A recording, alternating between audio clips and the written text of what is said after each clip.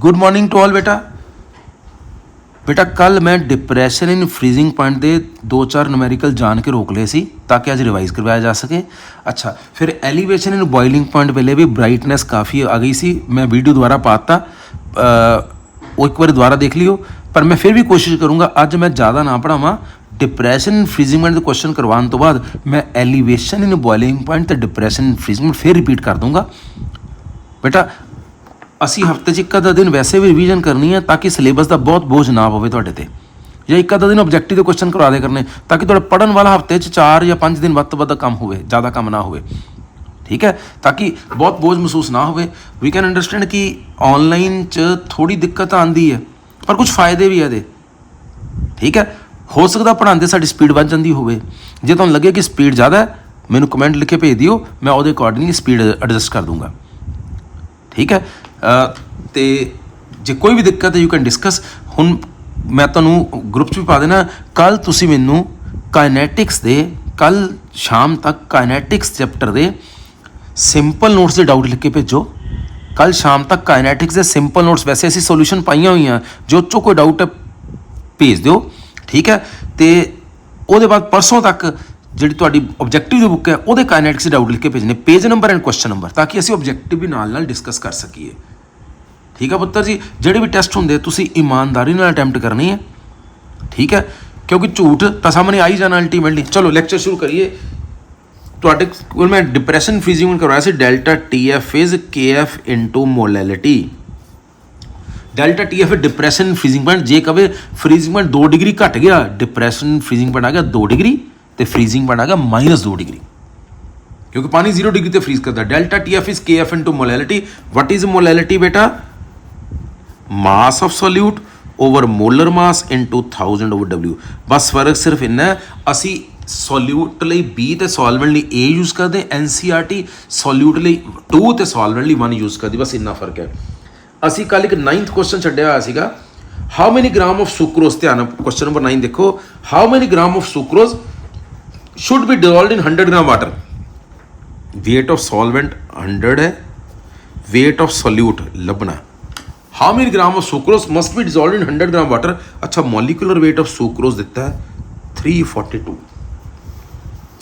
To produce a solution with 105 degree difference between boiling point and freezing point. इत्थे लिखा difference between freezing point and boiling point. बेटा boiling point ज़्यादा होंदा है, इस करके boiling point minus freezing point is 105 degree. के F दिता है 1.86 ते के भी दिता है क्वेश्चन ची 0.51। ध्यान इन्होंने दोनों डिफरेंस 105 डिग्री। ठीक है जी, T B minus T F is 105 degree. पहले देखो what is delta T B 100 plus what is delta T B 100 minus sorry what is T B boiling point 100 plus delta T B. What is T B boiling point की है 100 plus delta T B, जिन्ना वध गया 100 तो what is freezing point 0 minus delta T F. क्यों? क्योंकि जे boiling point 2 degree बढ़ गया, जे बॉइलिंग पॉइंट 2 डिग्री बढ़ गया तो टी बी कितना हो जाना 100 प्लस 2 102 डिग्री हो जाना। ठीक है, जे फ्रीजिंग पॉइंट 2 डिग्री घट गया तो फ्रीजिंग पॉइंट क्या 0 माइनस 2 आ जाना। यानी टी बी की बजाय लिखा मैं 100 plus delta T B minus T F की बजाय लिखा 0 minus delta T F is 105 degree. 100 plus delta T B plus delta T F is 105, क्योंकि माइनस में प्लस हो गया, यानी delta T B plus delta T F is 105 minus 100 that is 5। What is delta T B? K B into molality. What is delta T F? K F into molality is 5। Molality common आ गया, K B plus K F is 5।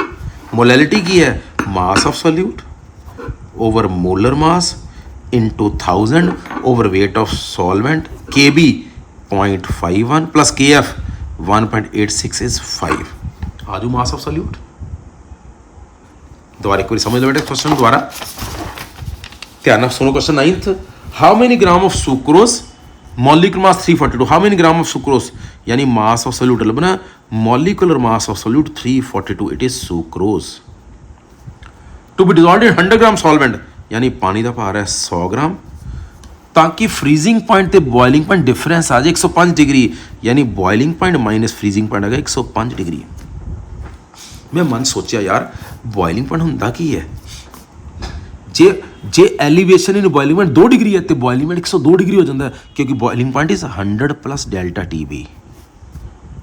Freezing point की है, जे depression in freezing point 2 degree है तो freezing point minus 2 degree होंगे, यानी freezing point is 0 minus delta T F, this is delta T B, this is minus delta T F. ठीक है, so T B की लिखूंगा 100 plus delta T B, minus T F की लिखूंगा 0 minus delta T F is 105 degree. ठीक है, 100 plus delta T B minus 0 plus delta T F is 105 degree.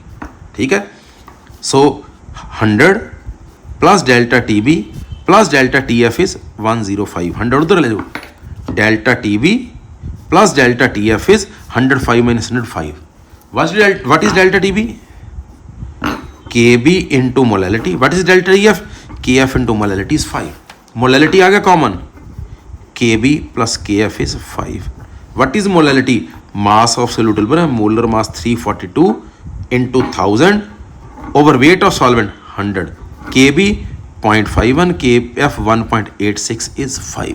Solve कर लोगे बेटा, बहुत बढ़िया क्वेश्चन।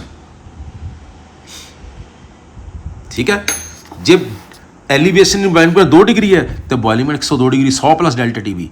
जब depression in freezing point 2 degree तो फ्रीजिंग पॉइंट क्या होगा 0 माइनस 2, यानी माइनस 2 डिग्री हो जाएगा। इस तरह मैं लगाया ध्यान नाल, जे elevation in boiling point 2 degree हो तो बॉइलिंग पॉइंट 102 डिग्री हो जाता, यानी boiling point is 100 plus elevation in boiling point. जब depression in freezing point 2 degree हो तो फ्रीजिंग पॉइंट माइनस 2 डिग्री हो जाता, यानी फ्रीजिंग पॉइंट इज, क्योंकि डिप्रेशन 0 तो कटना है, 0 माइनस डेल्टा टी एफ, वो इतने पुट करता। ये सीगा 9th क्वेश्चन बेटा। फिर मेरा क्वेश्चन है 16th, then next question is question number 16।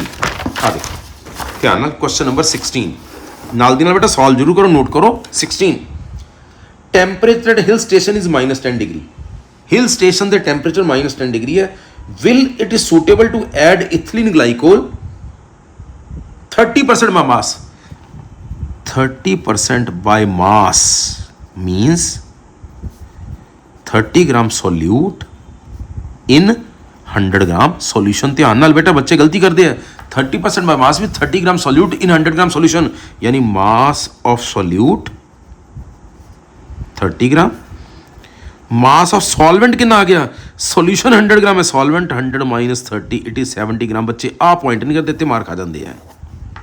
30 gram solute, 100 gram solution, चाहे पानी 70 ग्राम है, molecular mass of solute, solute यानी इथिलीन ग्लाइकोल इज 62। ठीक है जी, के एफ 1.86।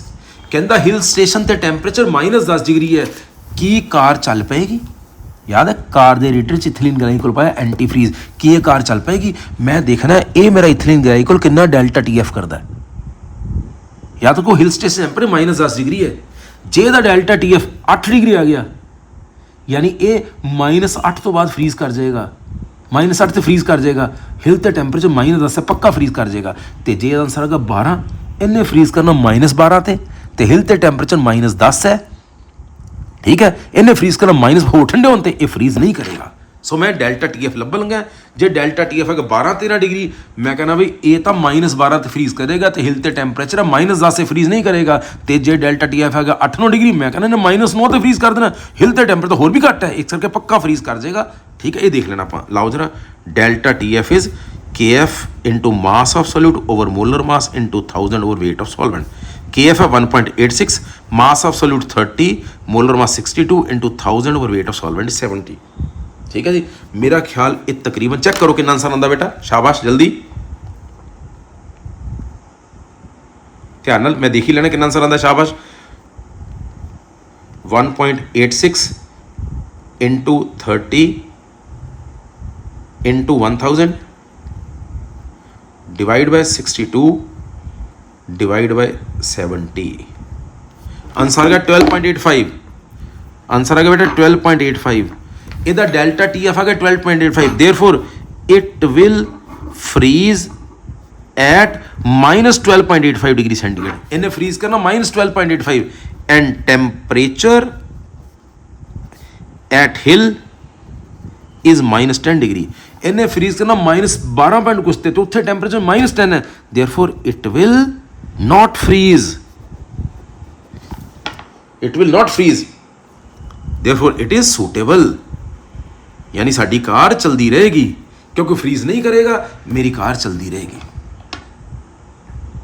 ये 16वां क्वेश्चन हुण एक दो NCERT के क्वेश्चन कर दिए ध्यान नाल ये देखो क्वेश्चन क्लीयर है वो कहता सी हिल स्टेशन ते टेम्परेचर -10 डिग्री की साडी कार चलेगी मैं देखा कि मेरी कार का पानी तो फ्रीज करना है -12 ते मेरी कार तो फ्रीज करनी -12 ते ठीक है जी ते उत्थे सिर्फ -10 है ठीक है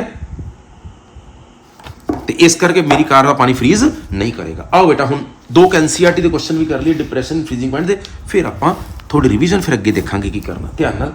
NCERT question 2.20 NCERT question 2.20 5% by mass of cane sugar in water freeze at 217 1 kelvin कहता 5% बाय मास है ऑफ केन शुगर यानी 5% cane sugar means 5 gram solute in 100 gram solution यानी मास ऑफ सोल्यूट 5 ग्राम ते मास ऑफ सॉल्वेंट कितना आ गया बेटा फिर वही गल मास ऑफ सॉल्वेंट कितना आ गया 5 gram cane sugar 100 gram solution solvent कितना 100 - 5 95 ग्राम याद रखियो सॉल्वेंट 95 ग्राम है क्योंकि केन शुगर है मोलर मास पूछा कि अच्छा ठीक है molar mass of cane sugar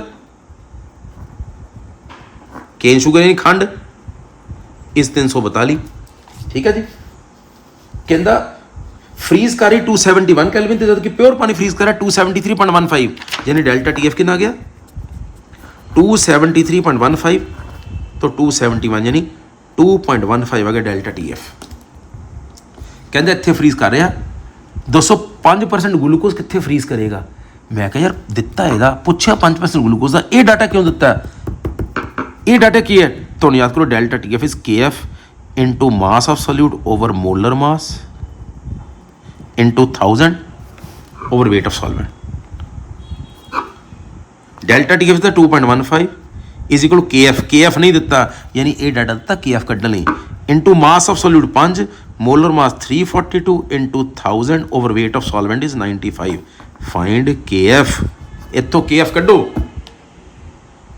फिर ग्लूकोज के डाटे पुट कर दो फाइंड KF आ गया KF अगे देखो हुण शाबाश दोबारा सुनो 5% केन शुगर है यानी mass of solute 5 gram 5% cane sugar मैं दोबारा कर रहे हैं means 5 gram cane sugar in 100 gram solution so mass of solute 5 gram mass of solvent 100 - 5 95 gram molecular mass of solute C12H22O11 is 342 gram molar mass is 342 depression फिजिमेंट कितना है 273.15 तो घट करेगा 271 यानी 2.15 आ गया डिप्रेशन फ्रीजिंग पॉइंट दोबारा कहता 5% ग्लूकोज है mass of glucose 5 gram mass of solvent 100 - 5 95 molecular mass of solute हुण सोल्यूट है ग्लूकोज ਇਹਦਾ ਮੋਲੀਕੂਲਰ ਮਾਸ ਹੈ 180 molecular mass of glucose sorry ਪੁੱਛਿਆ ਕੀ ਹੈ फ्रीजिंग पॉइंट ਇਹਦਾ फ्रीजिंग पॉइंट अपना ਇਹ डाटा क्यों दिता है ताकि तो KF लभी इतने KF पुट कर दिए लाओ जी delta TF is KF into mass of solute over molar mass into 1000 over W 2.15 is KF into mass of solute 5 molar mass 342 into 1000 over weight of solvent find KF उधर ले जाओ आ गया KF हूँ apply करो delta TF is KF into mass of solute over molar mass into 1000 over W KF आ चुका है जिन्ना भी आ गया। मास ऑफ सॉल्यूट 5, मोलर मास 180, के एफ आ चुका है। Mass of solute 5, molar mass 180 into 1000 over weight of solvent 95 आ गया डेल्टा टी एफ। ठीक है बेटा, डेल्टा टी एफ आ गया, शाबाश। Then what is freezing point? Delta T F आ गया। What is freezing point? 273.15 minus delta T F. Freezing point कितना आ गया? 273.15, पानी का प्योर तो फ्रीजिंग पॉइंट होता, माइनस डेल्टा टी एफ, ये आ जाएगा freezing point. Is it okay? So उन्हें खाने का डाटा दिता, उस के एफ कढ़िया, वो ग्लूकोज के डाटे के एफ पुट करके मैं देख लिया डिप्रैशन इन फ्रीजिंग पॉइंट कितना। जो डिप्रैशन इन फ्रीजिंग पॉइंट है 2 डिग्री, फ्रीजिंग पॉइंट है -2 डिग्री सेंटीग्रेड। उन्हें कैल्विन पूछा 0 डिग्री सेंटीग्रेड 273.15 कैल्विन होंगे माइनस डेल्टा टी एफ, ये आ जाएगा फ्रीजिंग पॉइंट। राइट बेटा, एनसीईआरटी का क्वेश्चन है, इस करके अच्छा ही क्वेश्चन है। एनसीईआरटी सारे क्वेश्चन अच्छे होंगे बेटा। अगला क्वेश्चन, प्रॉब्ली लास्ट क्वेश्चन, ये बाद में थोड़ी रिवीजन करूंगा। हाँ बता, अगला क्वेश्चन 2.21 बहुत अच्छा क्वेश्चन है। 2 element A and B form compound AB2, कहता ए ते बी मिलके AB2 भी बना रहे, AB4 भी बना रहे हैं। ए ते बी मिलके AB2 भी बना रहे, AB4 भी बना रहे हैं। When dissolved in 20 gram benzene, AB2 lower freezing point by इतने degree. When dissolved in 20 gram benzene, 1 gram of AB2, mass of solute 1 gram, mass of solvent 20, lower freezing point by delta TF कितना? Lower freezing point by 2.3 Kelvin. Whereas 1 gram AB4, mass of solute 1 gram, same in 20 gram, mass of solvent 20 gram, lower freezing point by 1.3। ए ते B दा atomic mass कढो। KF दिता होया 5.1, KF 5.1, KF 5.1। पूछा की है, कहता ए ते बी दा एटॉमिक मास कढो। ध्यान नाल गौर नाल सुनियो बेटा, ए ते बी दा एटॉमिक मास। बच्चा कहते कोई फार्मूला ही नहीं, ए ते बी दा एटॉमिक मास। मैं करूँगा कि इत्थे AB2 दा मोलर मास कढ लूँगा, इत्थे AB4 दा मोलर मास कढ लूँगा। मेरी गल ध्यान सुनो, AB2 दा मोलर मास कढ लूँगा, AB4 दा मोलर मास कढ लूँगा। हुण AB4 दे मोलर मास तो सोचो, अगर AB4 दे मोलर मास तो AB2 दा मोलर मास माइनस कर देवां, AB4 दे मोलर मास तो अगर AB2 दा मोलर मास माइनस कर देवां, मान लो आंसर है 50, मान लो आंसर है 50, इन्होंने दोनों माइनस का आंसर है 50, और 50 किहदा आंसर है 2B दा, क्योंकि AB4 तो AB2 2B का फर्क है, यानी 2B का भार 50 है, 1B का भार 25 आ गया। B का एटॉमिक मास आ गया। और अगर B का एटॉमिक मास आ गया, हुण AB2 का भार पता, तो B का पता, ए दा कढ लो। आ देखो जरा, delta TF is KF into mass of solute over molar mass into 1000 over W। Delta TF कितना? 2.3 is KF 5.1, mass of solute 1, molar mass लभो into 1000 over weight of solvent is 20, यानी मोलर मास इज, शाबाश, 5.1 into 1000 50, 100 over 2.3 into 20। देखो जरा molar mass कितना है? 50, 100 divide by 2.3 into 20। एक minute मैं जरा सॉल्व भी कर दूँगा, गौर ना बेटा, शाबाश। 50, 100 divide by 2.3 divide by 20, answer आएगा 110.86। ये AB2 का भार आ गया, AB2 का आ गया 110.86। हुण इधर AB4 कढो, AB4 delta TF is KF into mass of solute over molar mass into 1000 over W, यानी 1.3 is KF 5.1, mass of solute 1, molar mass लभना है into 1000 over 20। So molar mass की आ गया वही 50, 100 डिवाइड बाई 1.3 इंटू 20। पहला 2.3 से 1.3 है, बिल्कुल। हाँ जी, देखो दोबारा फिर कैलकुलेट करके ध्यान नाल। 50, 100 डिवाइड बाय 1.3 डिवाइड बाय 20, ये आ गया 196.15। It is 196.15। बेटा AB4 आ गया 196.15। जरा गौर ना देखियो ध्यान नाल, AB4 है 196.15, AB2 है 110.86, माइनस करो AB4 minus AB2 is 196.15 minus 110.85 कर लो, लगभग 85, ठीक है। 196.15 माइनस 110.85 देखो कितना आ गया तकरीबन, शाबाश।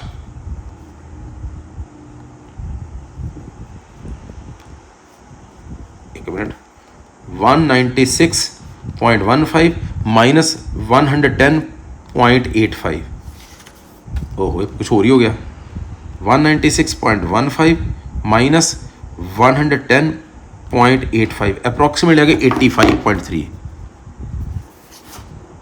ठीक है जी।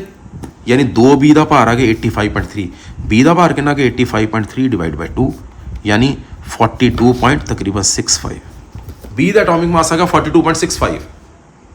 हुण AB2 है 110.86 यानी A plus 2B is 110.86, A plus 2B 85.3 is 110.86, A कितना आ गया 110.86 माइनस 85.3, कर लोगे आंसर। देखो AB4 का भार कर लिया, AB2 का भार कर लिया, माइनस कितना 2B का भार आ गया, यानी B का एटॉमिक वेट आ गया, B आ गया एटॉमिक वेट। फिर AB2 दोबारा पुट कर लो, A का लभना है, 2B का पता है, आंसर कर लो। देखो जरा AB2 का भार पता है, AB2 mean A plus 2B, 2B का भार मैंने पता सी, A का भार आ गया। सो B का एटॉमिक मास इतने 42 पॉइंट समथिंग आ गया, A का इन्ना आ गया, मतलब 24-25 के करीब आ गया, दैट्स ऑल। ठीक है पुत्र जी।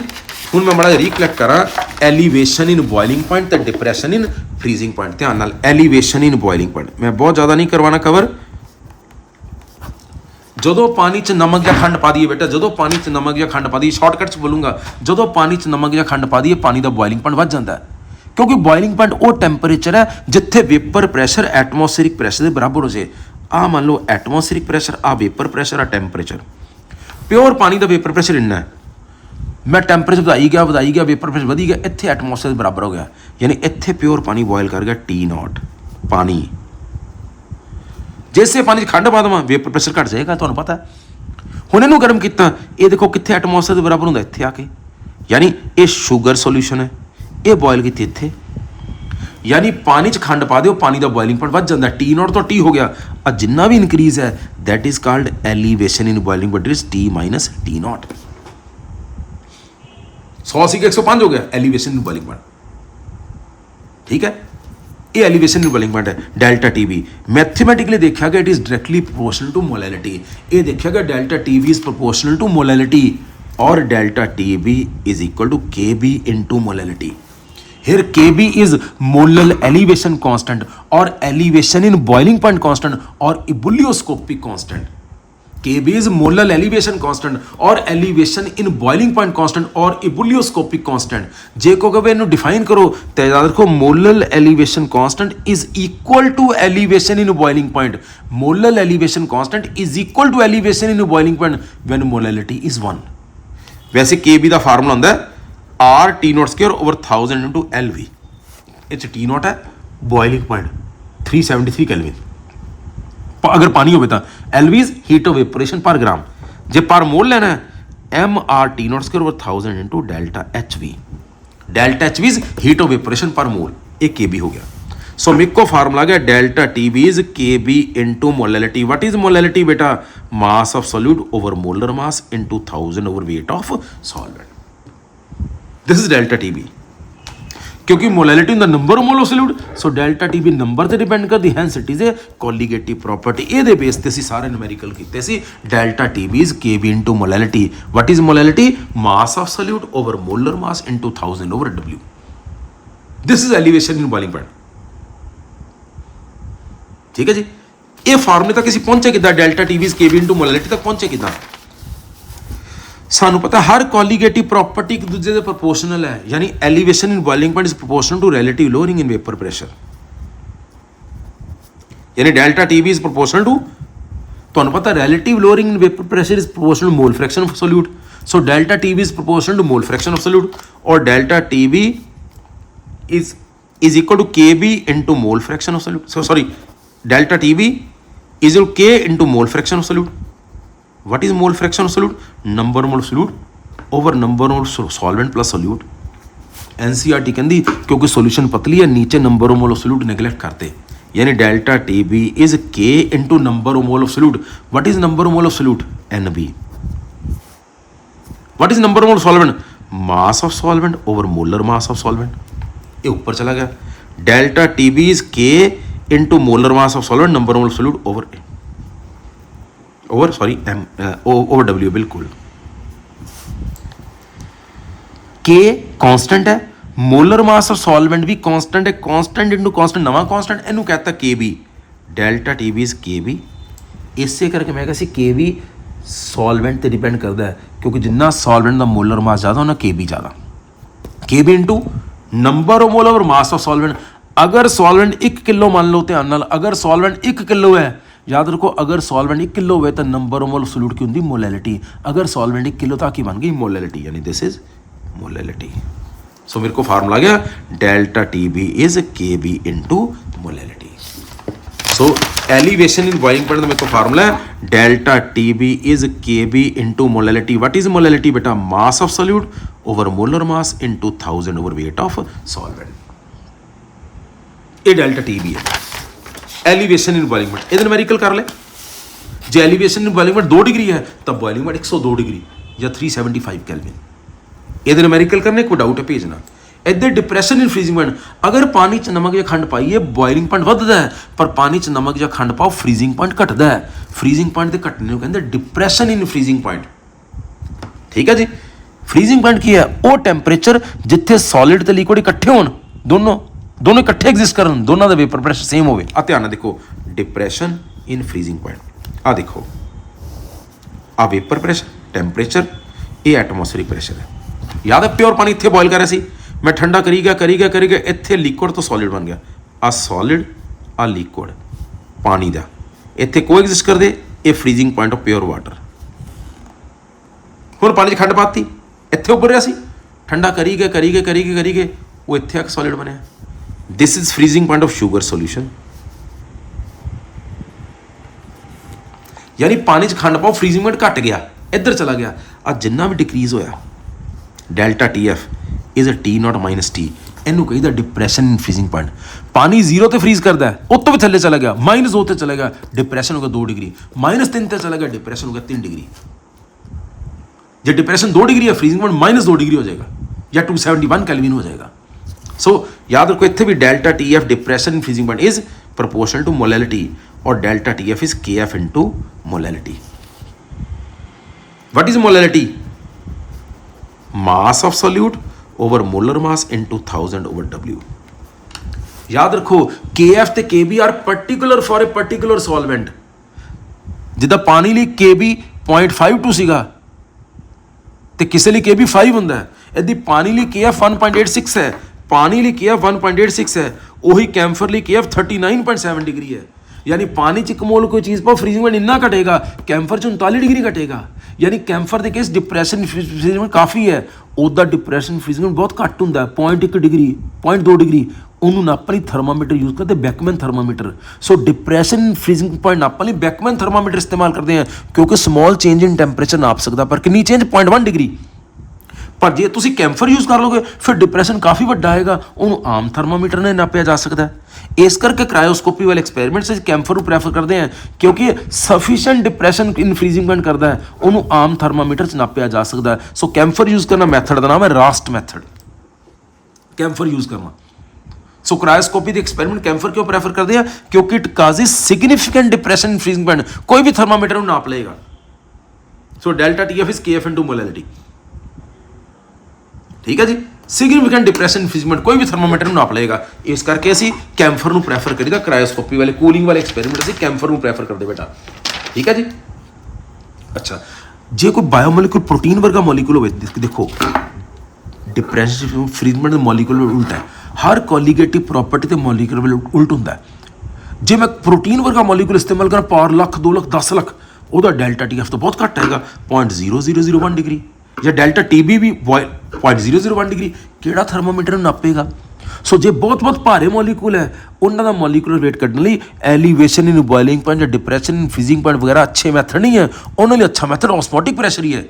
ਬੱਚਾ ਕਹਿੰਦਾ ਸਰ ਕੋਲੀਗੇਟਿਵ ਪ੍ਰੋਪਰਟੀ ਤਾਂ ਭਾਰ ਉਲਟ ਹੈ, ਤੇ ਜੇ ਭਾਰ ਬਹੁਤ ਜ਼ਿਆਦਾ ਔਸਮੋਟਿਕ ਪ੍ਰੈਸ਼ਰ ਵੀ ਤਾਂ ਘੱਟ ਹੈਗਾ। ਯੈਸ, ਔਸਮੋਟਿਕ ਪ੍ਰੈਸ਼ਰ ਅਗਰ ਬਹੁਤ ਘੱਟ ਚੇਂਜ ਵੀ ਹੋਵੇ ਤਾਂ ਵੀ ਕਿਉਂਕਿ ਔਸਮੋਟਿਕ ਪ੍ਰੈਸ਼ਰ ਨਾਪਣ ਲਈ ਕੈਪਿਲਰੀ ਲੱਗੀ ਹੁੰਦੀ ਹੈ। ਔਸਮੋਟਿਕ ਪ੍ਰੈਸ਼ਰ 'ਚ ਘੱਟ ਵੀ ਚੇਂਜ ਹੋਵੇ ਤਾਂ ਵੀ ਕੈਪਿਲਰੀ 'ਚ ਠੀਕ ਠਾਕ ਚੇਂਜ ਹੋ ਜਾਂਦੀ ਹੈ, ਇਸ ਕਰਕੇ ਉਹ ਨਾਪਣਾ ਆਸਾਨ ਹੈ। ਸੋ ਬਾਇਓਮੋਲੀਕੂਲ ਦਾ ਮੋਲੀਕੂਲਰ ਵੇਟ ਕੱਢਣ ਲਈ ਸਭ ਤੋਂ ਵਧੀਆ ਮੈਥਡ ਔਸਮੋਟਿਕ ਪ੍ਰੈਸ਼ਰ ਹੈ। ਅੱਛਾ, ਡਿਪਰੈਸ਼ਨ ਫਰੀਜ਼ਿੰਗ ਦੇ ਹੋਰ ਕੀ ਫਾਇਦੇ? ਉਹੀ ਮੈਂ ਨੂਮੈਰੀਕਲ ਜਿਹੜਾ ਅੱਜ ਕਰਵਾਇਆ। ਮੈਂ ਹਿਲ ਸਟੇਸ਼ਨ ਤੇ ਕਾਰ ਲੈ ਕੇ ਜਾਣੀ ਹੈ, ਮੈਨੂੰ ਪਤਾ ਉੱਥੇ ਟੈਂਪਰੇਚਰ -10 ਡਿਗਰੀ ਹੈ, ਮੇਰੀ ਕਾਰ ਦਾ ਪਾਣੀ ਤਾਂ ਫਰੀਜ਼ ਹੋ ਜਾਏਗਾ। ਮੈਂ ਕੈਲਕੂਲੇਟ ਕਰਕੇ ਇਥਿਲੀਨ ਗਲਾਈਕੋਲ ਪਾਊਂਗਾ, ਇੰਨਾ ਪਾਊਂਗਾ ਕਿ ਉਹ ਪਾਣੀ -10 ਤੋਂ ਨੀਚੇ ਫਰੀਜ਼ ਹੋਵੇ, ਜਿੱਦਾਂ ਅੱਜ ਨੂਮੈਰੀਕਲ ਕਰਵਾਇਆ ਸੀਗਾ। हिल स्टेशन टेम्परेचर -10 है, मैं इन्हें इथिलीन ग्लाइकोल पाता कि मेरा पानी -12.85 फ्रीज करना सी, हिल तो फ्रीज करेगा ही नहीं। सो जो हिल स्टेशन ते कार लेके जानी सर्दियों च उत्थे टेम्परेचर माइनस है तो कार के रेडिएटर च इथिलीन ग्लाइकोल ज़्यादा पा दो ताकि पानी फ्रीज ना करे। Ethylene glycol act as anti freeze. सड़क पर बर्फ जमी हुई है, कैल्शियम क्लोराइड स्प्रे कर दो क्योंकि बर्फ पिघल के पानी बनाती रहती है, आइस पानी बनाती रहती है, पानी द्वारा जम के बर्फ बन जाता। पर जो मैं कैल्शियम क्लोराइड पाता तो जो पानी बनया उस कैल्शियम क्लोराइड घुल जाना, उन्हें डिप्रैशन फ्रीजिंग कर देना, यानी इन्हें जल्दी फ्रीज करना नहीं, यानी वापस जाने नहीं। इस करके सिर्फ बर्फ पिघलेगी, सड़क क्लीयर हो जाएगी, स्नो कवर्ड रोड को क्लीयर किया जा सकता है। ठीक है जी, ये न्यूमेरिकली फार्मूला तुहानूं पता ही है, करवाई दिता। Delta T F is K F into mass of solute over molar mass into 1000 over weight of solvent. ਅਸੀਂ ਇਹਦੇ ਨੂਮੈਰੀਕਲਸ ਕਰ ਸਕਦੇ ਹਾਂ। ਠੀਕ ਹੈ ਜੀ। So this is elevation in boiling point and depression in freezing point. ਠੀਕ ਹੈ, ਇਹਦੇ ਸਾਰੇ ਨੂਮੈਰੀਕਲ ਕੀਤੇ ਹੈ। ਜੇ ਕੋਈ ਡਾਊਟ ਹੈ ਇਹਦੇ ਨੂਮੈਰੀਕਲ ਦਾ ਡਾਊਟ ਮੈਨੂੰ ਤੁਸੀਂ ਪੁੱਛ ਸਕਦੇ ਹੋ। That's all about elevation in boiling point and depression in freezing point. ਠੀਕ ਹੈ, ਇਸ ਤੋਂ ਇਲਾਵਾ ਮੈਂ ਹੋਰ ਵੀ ਕੋਲੀਗੇਟਿਵ ਪ੍ਰੋਪਰਟੀ ਰਿਪੀਟ ਕਰਦਾ। Relative lowering in vapour pressure, ਧਿਆਨ ਨਾਲ, relative lowering in vapour pressure. ਜਦੋਂ ਪਾਣੀ 'ਚ ਨੋਨ ਵੋਲਾਟਾਈਲ ਸੋਲਿਊਟ ਐਡ ਕਰ ਦਈਏ, ਧਿਆਨ ਨਾਲ, ਪਾਣੀ 'ਚ ਨੋਨ ਵੋਲਾਟਾਈਲ ਸੋਲਿਊਟ ਐਡ ਕਰ ਦਈਏ ਤਾਂ ਸੋਲਿਊਟ ਤਾਂ ਉੜਨਾ ਹੀ ਨਹੀਂ, ਸੋਲਵੈਂਟ ਨੇ ਉੜਨਾ। ਤਾਂ vapour pressure is due to solvent only, यानी PA is equal to XA into PA naught. ਬੱਚਾ ਕਹਿੰਦਾ ਸੋਲਿਊਟ ਦਾ ਕੀ ਅਸਰ ਪਿਆ? PA is XA into PA naught. ਤੁਹਾਨੂੰ ਪਤਾ XA plus XB is 1, XA is 1 minus XB। ਪੁੱਟ ਕਰ ਦਿਓ, PA is 1 minus XB into PA not. So PA is PA not minus PA not XB। रिश्तेदार इकट्ठे करो, इधर इधर। PA not XB is PA naught minus PA। PA not जो pure पानी होंगे तो कितना वेपर प्रैशर होंगे? PA जो पानी खंड पाती तो PA नॉट माइनस PA की है? Lowering in vapour pressure. तो what is XB? PA naught minus PA over PA naught. इनू कहीदा relative lowering in vapour pressure. यानी पानी च नमक या खंड पाओगे वेपर प्रेशर घटेगा, कितना घटेगा डिपेंड करता नमक या खंड कितनी पाई। यानी relative lowering in vapour pressure is equal to mole fraction of solute. Relative lowering in vapour pressure is equal to mole fraction of solute, यानी PA naught minus PA over PA naught is XB। XB is NB over NA plus NB। जे solution dilute हो नीचे वाला NB neglect कर दो, NCERT कर ही रही, इस करके फार्मूला यही लाओ, PA naught minus PA over PA naught is NB over NA। What is NB? लोड पैन ते mass of solute over molar mass. What is NA? Mass of solvent over molar mass. जो चाहिए कैलकुलेट कर लो। जे कभी vapour हुण ये hint की न्यूमेरिकल नहीं, जे कभी वेपर प्रेशर 30% घट गया, जैसे किसी क्वेश्चन चो भी वेपर प्रेशर 30% घट गया तो याद रखो PA naught minus PA over PA naught is 30/100। जे कभी वेपर प्रेशर 30% घट गया तो PA naught minus PA over PA naught is 30/100। मैं हिंट देना जो न्यूमेरिकल चाहने हैं, पुट करके आंसर करना शुरू कर दो। जे कवे वेपर प्रेशर इस वेले है 700, पानी च खंड खुंड पाती, वेपर प्रेशर है 740 मिलीमीटर एट 373 कैलविन। जे टैंपरेचर बेटा 373 कैलविन दे दे तो तुहानूं पता 373 कैलविन तो पानी बॉयल करता है। सो जे टैंपरेचर 373 दिता है तो PA नॉट 1 एटमॉस्फेयर यानी 760 मिलीमीटर। मेरी गल समझ गए? जे टैंपरेचर 373 कैलविन या 100 डिग्री सेंटीग्रेड दे दे तो पानी के सोल्यूशन बनी हो तो PA नॉट नहीं भी दिता तो PA नॉट 760 मिलीमीटर होएगा। इन न्यूमेरिकल तो अपने आप निकलने शुरू हो जाएंगे। PA नॉट 760 होएगा। तीसरा तो लास्ट गल जी इंपॉर्टेंट है, number of mole he molality है। ਮੋਲੈਲਿਟੀ ਹੀ ਨੰਬਰ ਮੋਲ ਹੈ ਅਗਰ ਸੋਲਵੈਂਟ 1 ਕਿਲੋ ਹੋਵੇ। ਤੁਸੀਂ ਨੰਬਰ ਮੋਲ ਕੱਢ ਲਏ ਉਹੀ ਮੋਲੈਲਿਟੀ ਬਣ ਜਾਏਗੀ, ਮੋਲੈਲਿਟੀ ਕੱਢੀ ਉਹੀ ਨੰਬਰ ਮੋਲ ਬਣ ਜਾਏਗਾ। ਅਗਰ ਪਾਣੀ 1000 ਗ੍ਰਾਮ ਲੈ ਲਓ, ਯਾਦ ਰੱਖੋ ਨੰਬਰ ਮੋਲ ਹੀ ਮੋਲੈਲਿਟੀ ਹੁੰਦਾ ਅਗਰ ਸੋਲਵੈਂਟ 1 ਕਿਲੋ ਹੋਵੇ। ਇਹਦੇ ਨੂਮੈਰੀਕਲ 'ਚ ਬਹੁਤ ਮਦਦ ਹੋਏਗੀ। ਅਗਲੀ ਕੋਲੀਗੇਟਿਵ ਪ੍ਰੋਪਰਟੀ ਹੈ ਔਸਮੋਟਿਕ ਪ੍ਰੈਸ਼ਰ। ਪਾਣੀ ਹਮੇਸ਼ਾ ਪਤਲੀ ਤੋਂ ਗਾੜੀ ਸੋਲੂਸ਼ਨ ਵੱਲ ਜਾਂਦਾ ਹੈ, ਯਾਨੀ ਇੱਕ ਪਾਸੇ ਖੰਡ ਵਾਲਾ ਪਾਣੀ ਹੈ ਸ਼ੂਗਰ ਸੋਲੂਸ਼ਨ, ਇੱਕ ਪਾਸੇ ਪਿਓਰ ਪਾਣੀ ਹੈ, ਵਿਚਕਾਰ ਸੈਮੀ ਪਰਮੇਬਲ ਮੈਮਬ੍ਰੇਨ, ਤੇ ਪਾਣੀ ਹਮੇਸ਼ਾ ਪਤਲੀ ਤੋਂ ਗਾੜੀ ਪਿਓਰ ਪਾਣੀ ਤੋਂ ਸ਼ੂਗਰ ਸੋਲੂਸ਼ਨ ਵੱਲ ਜਾਏਗਾ। ਸੈਮੀ ਪਰਮੇਬਲ ਮੈਮਬ੍ਰੇਨ ਜਿਸ ਚੋਂ ਸਿਰਫ ਪਾਣੀ मूव कर सके, सोल्यूट ना मूव कर सके, ਸੈਮੀ ਪਰਮੇਬਲ ਮੈਮਬ੍ਰੇਨ। ਠੀਕ ਹੈ, ਕੁਝ ਇਨਆਰਗੈਨਿਕ ਸੈਮੀ ਪਰਮੇਬਲ ਮੈਮਬ੍ਰੇਨ ਹੁੰਦੇ ਆ। ਪਹਿਲਾ natural semi permeable membrane, egg membrane, bladder of animals, skin of animals ਜਿਹਨੂੰ ਪਾਰਚਮੈਂਟ ਮੈਮਬ੍ਰੇਨ ਕਹਿੰਦੇ ਆ। ਠੀਕ ਹੈ, artificial semi permeable membrane, copper ferrocyanide, iron silicate, cobalt silicate, nickel silicate, calcium phosphate. ठीक है जी, तो सैलोफेन ऑर्गेनिक एक सैमी परमेबल मैमब्रेन है। ठीक है, ऑस्मोसिस पानी का पतली तो गाड़ी सोल्यूशन में जाना, दैट इज कॉल्ड ऑस्मोसिस। हुण जो पानी इधर आ गया, इधर पानी का लेवल बढ़ गया, इधर पानी का लेवल बढ़ गया, मैं पिस्टन दब के पानी वापस भेजता, उही लेवल मेनटेन रखता। सो पिस्टन दबिया उही लैवल मेनटेन रखता जिन्ना मैंने हुण प्रैशर देना पाया ताकि ऑस्मोसिस रोक सका, that is osmotic pressure. Osmosis करके पानी वध रहा सी, मैं इधर दब के वापस भेजता, जे ज़्यादा दबदा ज़्यादा वापस चल जाना सी, वो रिवर्स ऑस्मोसिस हुंदा है।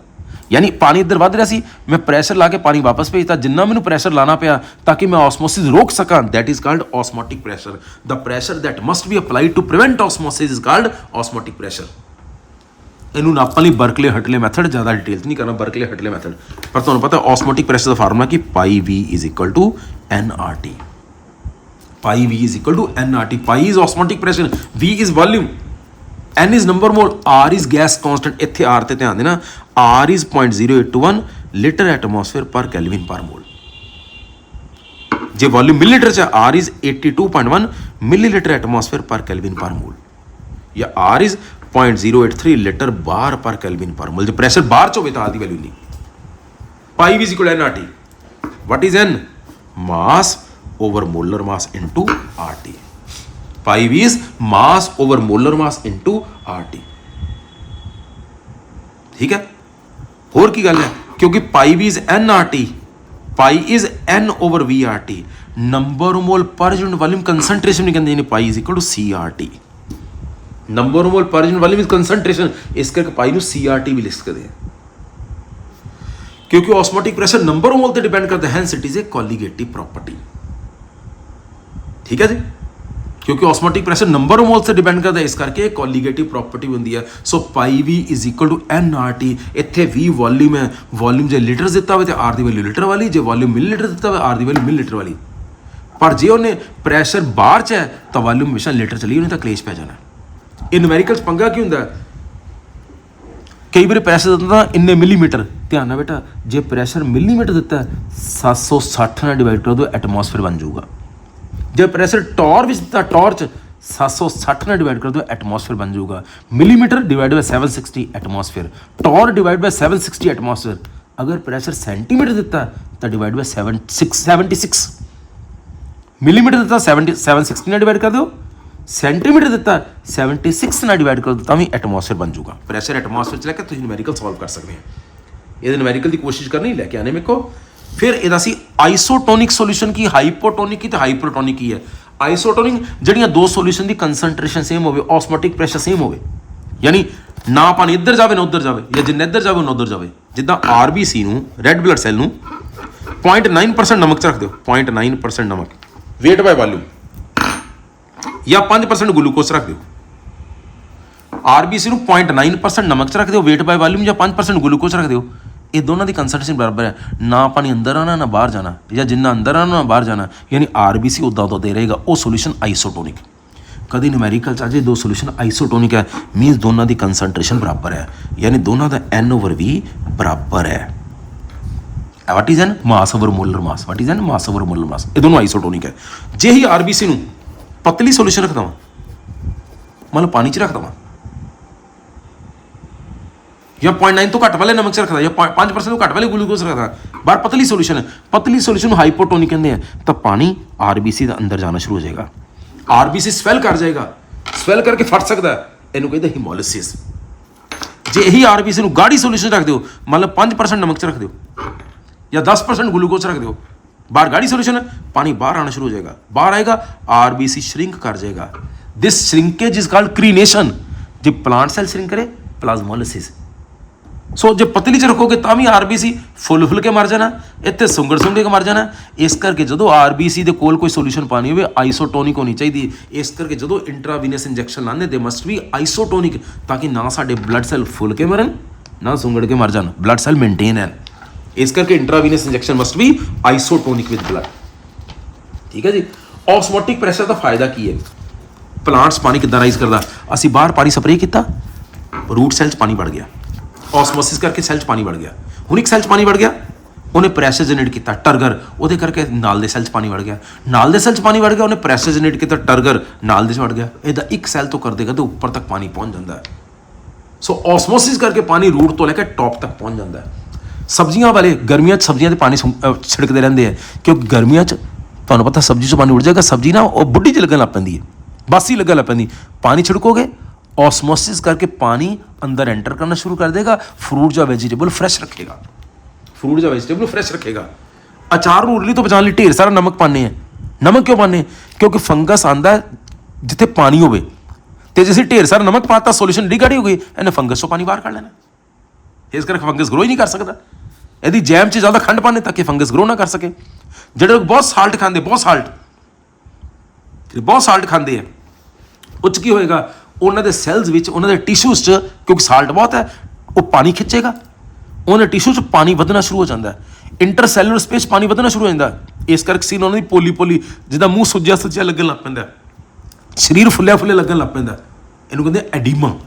ਇਸ ਪ੍ਰੋਬਲਮ ਐਡੀਮਾ ਕਹਿੰਦੇ ਆ। ਅੱਗੇ ਰਿਵਰਸ ਔਸਮੋਸਿਸ ਕੀ ਹੈ? ਮੈਂ ਤੁਹਾਨੂੰ ਦੱਸਿਆ ਹੀ ਹੈ। ਆਹ ਦੇਖੋ, ਇੱਥੇ ਹੈ ਸ਼ੂਗਰ ਸੋਲੂਸ਼ਨ ਜਾਂ ਸਮੁੰਦਰ ਦਾ ਪਾਣੀ, ਸੀ ਵਾਟਰ, ਇੱਥੇ ਆਮ ਪਾਣੀ। ਠੀਕ ਹੈ, ਆਹ ਸਮੁੰਦਰ ਦਾ ਪਾਣੀ ਆਮ ਪਾਣੀ 'ਚ ਐਂਟਰ ਕਰੇਗਾ, ਸਮੁੰਦਰ ਦੇ ਪਾਣੀ ਦਾ ਲੈਵਲ ਵਧਣਾ ਸ਼ੁਰੂ ਹੋ ਜਾਏਗਾ। ਮੰਨ ਲਓ ਇਸ ਪਾਸੇ, ਤੇ ਅਗਰ ਮੈਂ ਇੱਧਰ ਪ੍ਰੈਸ਼ਰ ਅਪਲਾਈ ਕਰਾਂ ਤਾਂ ਵਾਪਸ ਕਰ ਸਕਦਾ, ਇਹ ਆਪਣੇ ਲੈਵਲ 'ਤੇ ਵਾਪਸ ਆ ਜਾਏਗਾ। ਇੰਨਾ ਪ੍ਰੈਸ਼ਰ ਅਪਲਾਈ ਕਰਾਂ ਤੇ ਮੈਂ ਜ਼ਿਆਦਾ ਪ੍ਰੈਸ਼ਰ ਅਪਲਾਈ ਕਰਾਂ ਤੇ ਪਾਣੀ ਇੱਧਰ ਵਧਣਾ ਸ਼ੁਰੂ ਹੋ ਜਾਏਗਾ। ਯਾਨੀ ਸਮੁੰਦਰ ਦੇ ਪਾਣੀ ਤੋਂ ਮੈਂ ਪਾਣੀ ਪਿਓਰ ਪਾਣੀ ਵਾਲੇ ਭੇਜਤਾ, ਯਾਨੀ ਸਮੁੰਦਰ ਦੇ ਪਾਣੀ ਨੂੰ ਪੀਣ ਲਾਇਕ ਬਣਾਤਾ। That is called reverse osmosis. ਜਦੋਂ ਗਾੜੀ ਸੋਲੂਸ਼ਨ ਵੱਲ ਐਕਸੈਸ ਆਫ ਪ੍ਰੈਸ਼ਰ ਅਪਲਾਈ ਕਰਕੇ ਅਸੀਂ ਔਸਮੋਸਿਸ ਨੂੰ ਉਲਟਾ ਦਈਏ, ਉਹਨੂੰ ਕਹਿੰਦੇ ਰਿਵਰਸ ਔਸਮੋਸਿਸ। ਇੱਦਾਂ ਸਮੁੰਦਰ ਵਾਲਾ ਪਾਣੀ ਸੇ ਪੀਣ ਲਾਇਕ ਬਣਾ ਸਕਦੇ ਹਾਂ। ਠੀਕ ਹੈ, ਇਹ ਮੈਂ ਕੋਸ਼ਿਸ਼ ਕੀਤੀ ਬੇਟਾ ਚਾਰੋਂ ਕੁਆਲੀਟੇਟਿਵ ਪ੍ਰੋਪਰਟੀ ਥੋੜ੍ਹੀ ਰਿਪੀਟ ਕਰਨ ਦੀ। ਕੋਈ ਵੀ ਨੂਮੈਰੀਕਲ ਦਾ ਡਾਊਟ ਹੈ ਮੈਨੂੰ ਲਿਖ ਕੇ ਭੇਜ ਸਕਦੇ ਹੋ, ਮੈਂ ਤੁਹਾਡੇ ਨਾਲ ਡਿਸਕਸ ਕਰੂੰਗਾ। ਠੀਕ ਹੈ, ਮੈਂ ਜਾਣ ਕੇ ਇੱਕ ਦਾ ਲੈਕਚਰ ਹਲਕੀ ਬ੍ਰੇਕ ਦੇ ਰਿਹਾ ਤਾਂ ਕਿ ਤੁਹਾਡੇ ਤੇ ਬਹੁਤ ਸਬਜੈਕਟ ਦਾ ਬੋਝ ਨਾ ਪਏ। ਥੈਂਕ ਯੂ ਪੁੱਤਰ ਜੀ।